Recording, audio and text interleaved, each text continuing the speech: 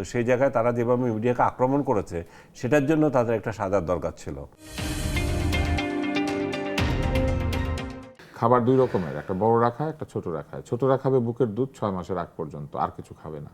আর 6 মাস পার হওয়ার পরে আমরা বড় রাজা খাই, সেটাই সে খাবে ভিন্ন প্রিপারেশনে, অর্থাৎ তাকে চটকে দিতে হবে, নরম করে দিতে হবে। কিন্তু আলাদা করে শিশু খাদ্য জিনিসটা কি, এটা তো আমরা কোনো ব্যাখ্যা জানি না। এটার প্রতি সরকারের, আপনি যেহেতু জানেন না, আমরা কি করে জানবো? আমরা তো আম জনতা একদম। কিন্তু মানে বিশ্ব স্বাস্থ্য সংস্থা সহ অন্য বহু স্বাস্থ্য বিষয়ক যারা কাজ করেন তারা কিন্তু বলেছেন যে কোম্পানিগুলো সিরিয়াল মিরিয়াল কি কি বানায়, হ্যাঁ, সেই সিরিয়াল মিরিয়াল কিন্তু শিশু খাদ্য না, সেগুলো হচ্ছে এক ধরনের শিশুদের 12টা বাজানোর, এগুলো হচ্ছে সব শিশুদের 12টা বাজানোর জিনিস। এগুলোর দাম কমিয়ে এগুলো খাওয়ানোতে কাকে উৎসাহ দেওয়া হবে, এটা আসলে কেউ জানে না। যাই হোক, একটা জিনিস ভালো লেগেছে, অ্যালকোহলের দাম বাড়বে, সিগারেটের দাম বাড়বে, কাজু বাদামেরও দাম বাড়বে, হ্যাঁ, তো খেজুরের দাম কমবে। এটা কি এই কারণে যে কাজু বাদাম অ্যালকোহলের সাথে খায়? এখন যারা মানে মদারু আছে তারা ভালো বলতে পারবে আর কি। হ্যাঁ, আমাদের জন্য চাল, ডাল, আটা, ময়দা, আলু, পেঁয়াজ এগুলো স্বাভাবিক দাম থাকে, এগুলো কিন্তু দাম কমবে, কারণ এগুলোর ক্ষেত্রে শুল্ক প্রত্যাহার করা হয়েছে, ভ্যাট প্রত্যাহার করা হয়েছে। আর আমরা চাই যে মূল্যস্ফীতি অনেক দাম কমিয়ে দেওয়া হয়েছে। হ্যাঁ, মূল্যস্ফীতির এবং মুদ্রাস্ফীতির এটা নিয়ন্ত্রণের মধ্যে থাকুক, যেন স্বস্তির একটা নিঃশ্বাস থাকে। ধান, চাল, গম, আলু, গবাদি পশু, হাঁস, মুরগি, মাছ, পেঁয়াজ, রসুন, আদা, লবণ, চিনি, ভোজ্য তেল, বীজ সহ 60টি নিত্য পণ্যের উপর 60 উৎসে করের হার 5%, 2%, 1% কমিয়ে 0.5% করে দেওয়া হয়েছে। তাতে করে কিন্তু এই পণ্যগুলির উপরে শুল্ক ভার কমানো হয়েছে। বিদেশি মাংসের কথা তো বোধহয় বলা হয়েছে। বিদেশি মাংস তো আমাদের একটা চুক্তি আছে, ওটা আমেরিকাতে, ওটা তো শূন্য। হ্যাঁ, শূন্য। তাহলে ব্রাজিল থেকে যদি আসে মাংস, তখন ট্যাক্স হবে, কিছু হওয়ার কথা আর কি, এখন এটা আমরা জানি না। এটা ও শূন্য হওয়ার তো কথা না। ব্রাজিল থেকে যদি ধরেন গরুর মাংস আসে, তাহলে তো আমরা 200 টাকা করে গরুর মাংস কিনতে পারবো। তাই? ব্রাজিল থেকে আমেরিকাতে কিন্তু গরুর মাংসের দাম অনেক, আমেরিকাতে কিন্তু কেজি প্রতি প্রায় $12, $13। যাক, আমি জানি না, আমেরিকারও জানি না, তবে আমি আমেরিকার যেমন $12.5, ওদের মার্কেটে $12.5। খেজুরের কথা বললেন না, আপনি কোয়ালিটি ওয়াইজ আমেরিকার খেজুর কিন্তু সৌদি আরবের খেজুরের চেয়ে বেটার, ফার বেটার।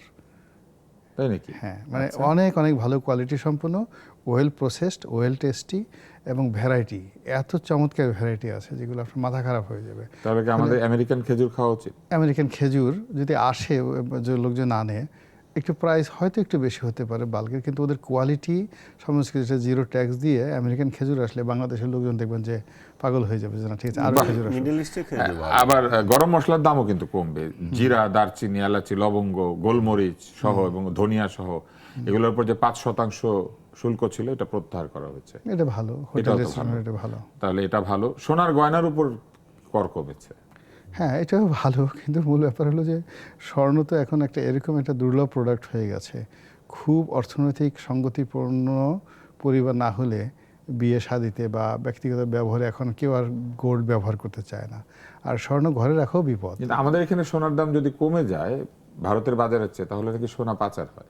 তাতে অসুবিধা নেই কি, আপনার এখানে তো অনেক দুবাইয়ের মতো রাষ্ট্র শুধুমাত্র তাদের ওই এলাকাটাকে একটা গোল্ডেন ট্রায়াঙ্গেল বানিয়ে বিশ্ব স্বর্ণ চোরাচালানির একটা কেন্দ্রীভূত বানায় তাদের ইকোনমিকটাকে তারা টিকিয়ে রেখেছে।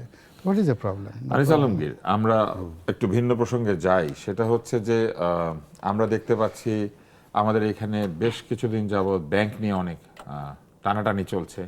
তারপরে আমাদের এখানে নানান বিষয়ে, আদ্দিন হাসপাতালে নানান বিষয়ে আমাদের এখানে টানাটানির মধ্যে আজকে যেটি ঘটেছে সেটা হচ্ছে আদ্দিন হাসপাতালের লাইসেন্স ক্যান্সেল করা হয়েছে, এরকম একটা খবর চলে এসেছে। আদ্দিন হাসপাতাল তার লাইসেন্স হারিয়েছে।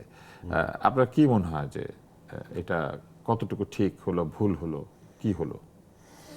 না, তাদের একটা সাজার দরকার ছিল, তো সেই সাজাটা চূড়ান্ত সাজা এটা হবে সেটা আমি অবশ্য মানি না, কারণ যে কোনো একটা ব্যবসা প্রতিষ্ঠান তারা এই পর্যায়ে দাঁড়িয়েছে, মানে একটা অবকাঠামো তৈরি করেছে, তাদেরকে সাজা দিতে হবে, আর্থিক সাজা দিতে হবে।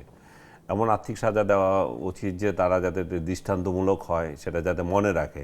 আপনি তারা যদি গলা টিপে মেরেই পেলেন, তাহলে এটা কি দাঁড়ালো না কিছু। এটা তারা যেই অপকর্মটা করেছে, এই যে 6টা শিশুর যে মৃত্যু হলো, বা আরও মানে বলা হচ্ছে যে আরও বেশি ছিল, আমি শিওর না, যেটা মিডিয়াতে এসেছে সেটা হচ্ছে 6টা।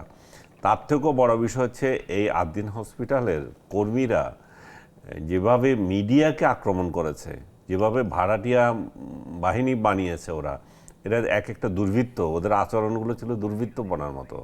তো এই কোনো একটা সেবামূলক প্রতিষ্ঠান, এরকম হসপিটাল এরকম দুর্বৃত্ত পালবে, এটা তো হতে পারে না। মিডিয়াকে তারা কেন আক্রমণ করবে? মিডিয়া কি তাদের ওইখানে শত্রু হিসাবে গিয়েছিল?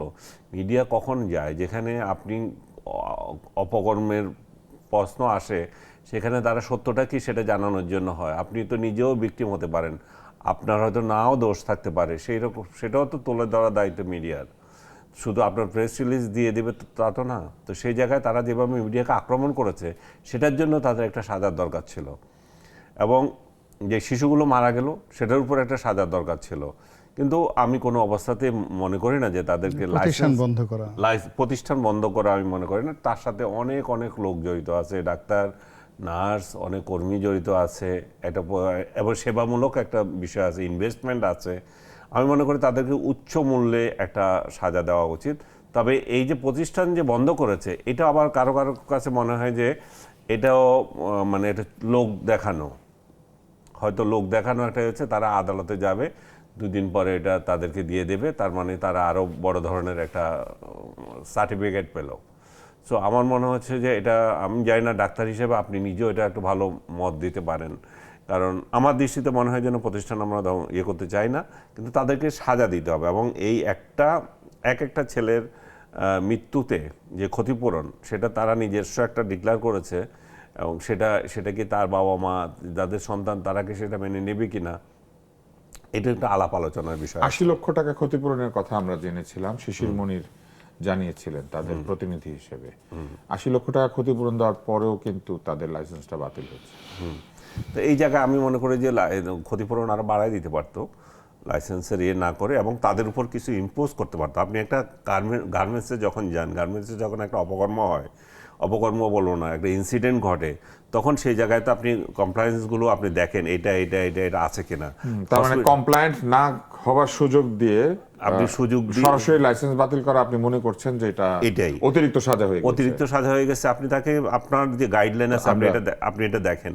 আমরা- আপনি দেখেন নাই কেন? আপনারা তো আপনাদের ইনভেস্টিগেশনের পরিদর্শকদেরও তো একটা কাজ আছে। এত বছর ধরে হাসপাতালটা চলছে, স্বাস্থ্য অধিদপ্তর কি করেছে? কি করছেন তাদের এটা আপনারা? তদারক করার কথা দেখার ছিল না? দরকার ছিল না, তাদের সেখানে- সাজা কি?